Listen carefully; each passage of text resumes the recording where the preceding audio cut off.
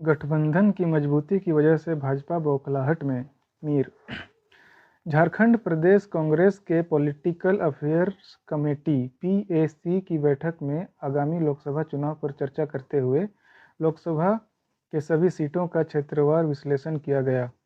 तय किया गया कि राज्य की महागठबंधन सरकार द्वारा गुजरे 4 वर्षों के दौरान किए गए विकास कार्यों का पूरा खाका जनता के समक्ष रखकर केंद्र की भाजपा सरकार के 5 वर्षों के कार्यकाल से तुलना की जाएगी। उपलब्धियों का झूठा ढोल पीटने वाले प्रधानमंत्री और भाजपा की पोल खोली जाएगी। बैठक में प्रमुख अतिथि के रूप में मौजूद प्रदेश कांग्रेस प्रभारी गुलाम अहमद मीर ने पीएसी के सदस्यों को लोकसभा चुनाव के लिए तैयार रहने का निर्देश दिया। उन्होंने कहा कि झारखंड में गठबंधन की मजबूती की वजह से भाजपा बौखलाहट में है। गठबंधन सरकार के खिलाफ हर मोर्चे पर अफवाह फैलाने का प्रयास किया जा रहा है, लेकिन गठबंधन की एकजुटता ने उनके इरादों पर हर बार पानी फेर दिया है। श्री अहमद ने कहा कि देश की जनता ने भाजपा का असली रंग पहचान लिया है। गठबंधन की मिलती जुलती मेहनत और जनता के साथ झारखंड का परिणाम चौंकाने वाला होगा। कांग्रेस के प्रदेश अध्यक्ष राजेश ठाकुर ने कहा कि भाजपा राजनीति के निचले पायदान पर खड़ी होकर ओछी राजनीति कर रही है।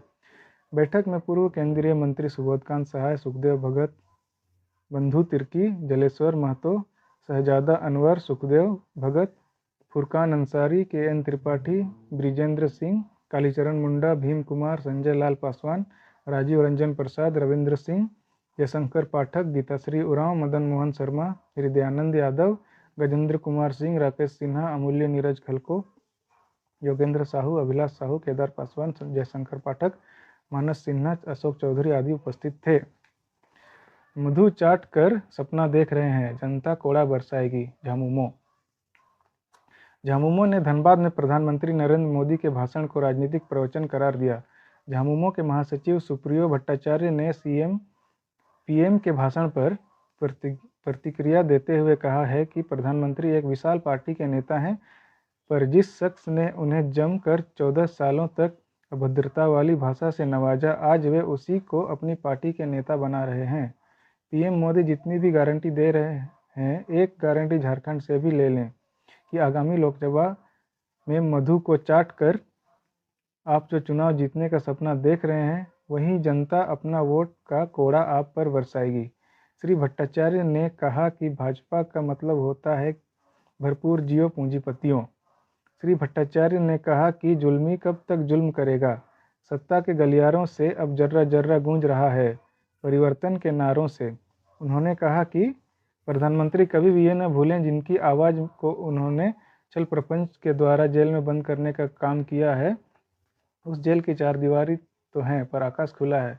उनकी आवाज़ प्रधानमंत्री के कानों तक जरूर आती होगी कि मैं हेमंत हूँ, झारखंड झुकेगा नहीं।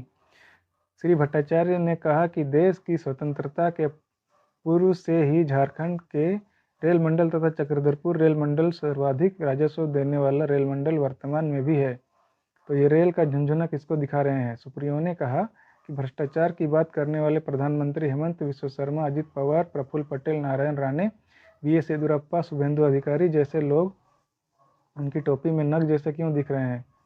श्री भट्टाचार्य ने कहा कि आदिवासी की बात करने वाले प्रधानमंत्री, कानून व्यवस्था की बात करने वाले प्रधानमंत्री मणिपुर क्यों भूल जाते हैं।